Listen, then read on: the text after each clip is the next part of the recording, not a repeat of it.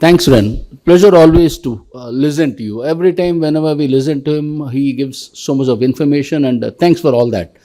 In comes Mr. Monty Singh, Pro Vice Chancellor International from Victoria University, to take us through. Monty, please. Thank you. Hello, everyone. I have a presentation. Can that be uploaded, please? Whilst it is getting uploaded, I would like to really, acknowledge and thank AAERI, the executive memberships, the Nishi, Balaji, for organizing this amazing event, and also for getting the Department of Home Affairs, the Department of Education under one roof and having honest chat about the future of education and the problems which we are going through.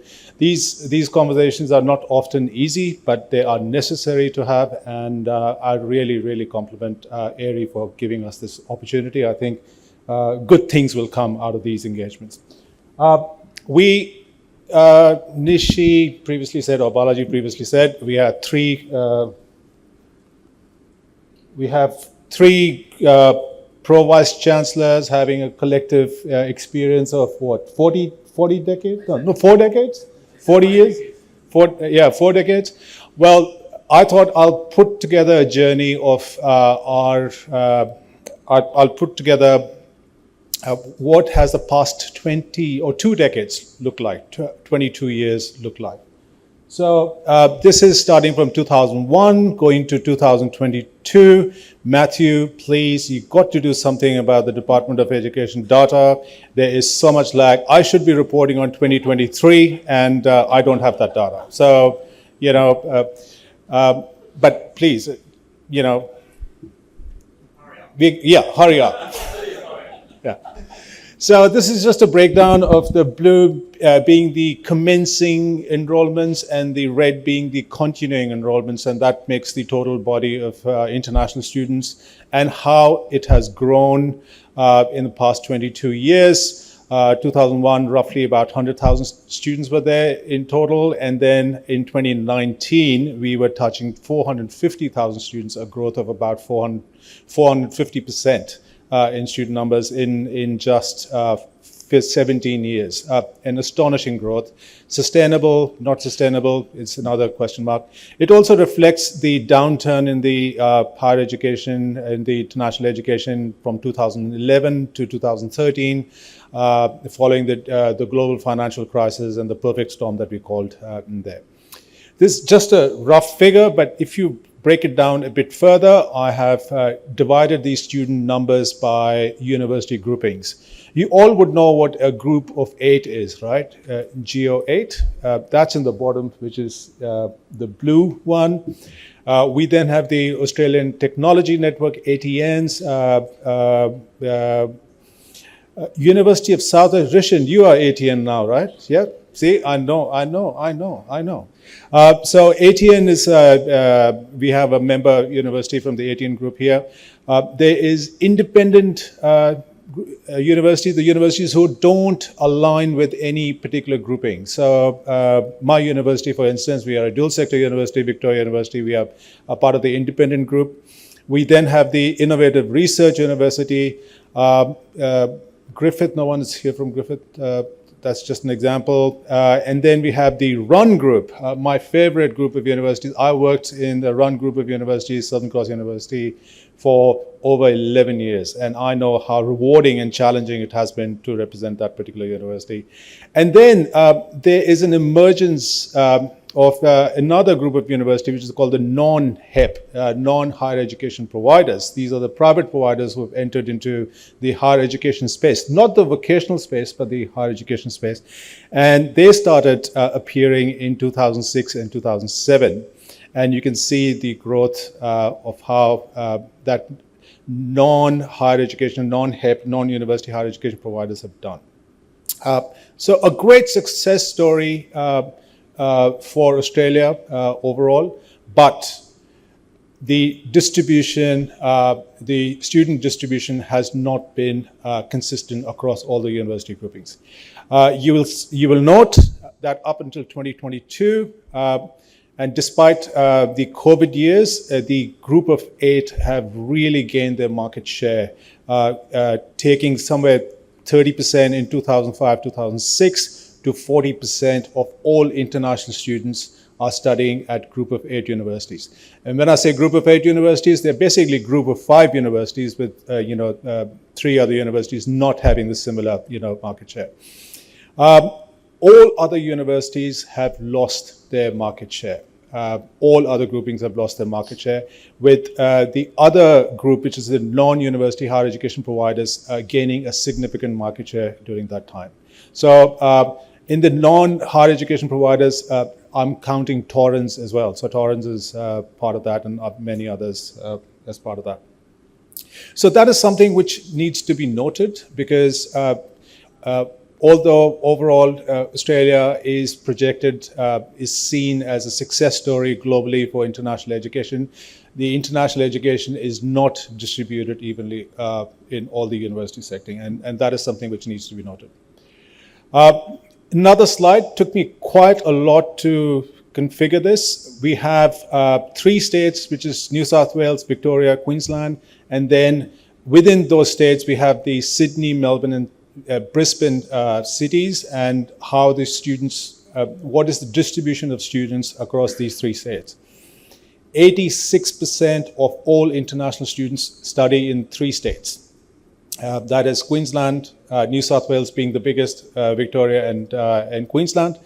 And in those states, you have phenomenal concentrations of international students in their capital cities. For example, in 2018, 92% of all Victorian students were studying in Melbourne. 91% of all international students studying in New South Wales were studying in Sydney. And the distribution was a bit evenly spread in Queensland, with 50% of students located in Brisbane. Mind you, in Queensland, the southern Queensland, which is the Gold Coast belt, is also very, very close to Brisbane, but it is considered separately. So this particular slide, again, thanks, Matthew. I don't have the data for 2022. Hurry up. Yeah. But the story will be the same. This particular slide tells us the narrative in the Australian politics right now, the living pressures, the cost of living, the international students causing, rental crisis, and all that in the media which you see. And that is because of that uneven concentration of students studying in Melbourne. I thought I'd take this graph, which shows the growth of the universities, and also relate the journey in the past 20 years of what policies came at what time and what impact have they had over the course of past 22 years. So in 2022, the ESOS Act amendments were brought in. I remember that very, very well. And the National Code was installed, was established, and we had to go through that. In 2007, skilled migration changes, programs to skilled migration changes were brought in. I think previously 110 points were required, and then they changed the point system to 60 or 65, I can't remember. But I think it became a bit more challenging for students to apply for permanent residency from 2007 onwards. 2009-10, after reports of violence against international students, particularly Indian students in Melbourne and Victoria, or in Australia, bed review was called, and ESOS, the ESOS legislation was strengthened again to include the tuition protection scheme that was introduced for the first time. In 2011, the night review came in, and Mike, as a response to the the night review, Mike was the architect behind introducing the SVP program, which got introduced in 2012-2013, which is the first time when the universities were given a risk rating, and countries were given a risk rating. And in 2012-2013, my university was like, oh, you're a high-risk country, or you're a higher risk university, and and universities and countries were categorized as per their risk rating and high risk, low risk, medium risk.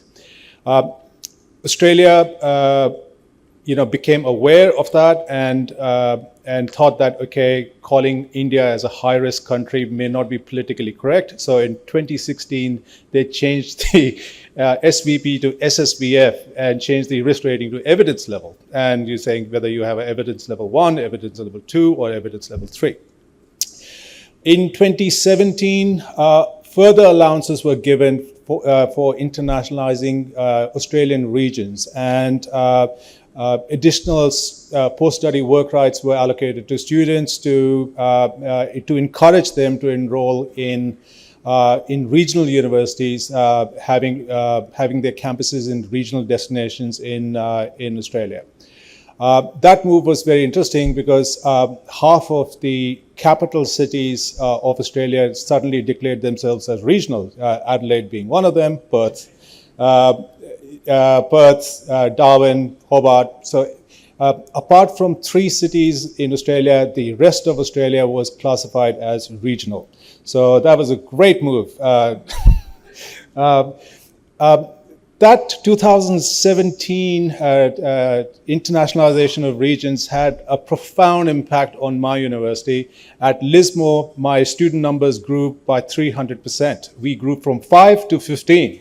And that was a great outcome. But look, it has been very, very challenging in getting regional students into Australian regions, and the run groups of university did not really grow their market share during that time.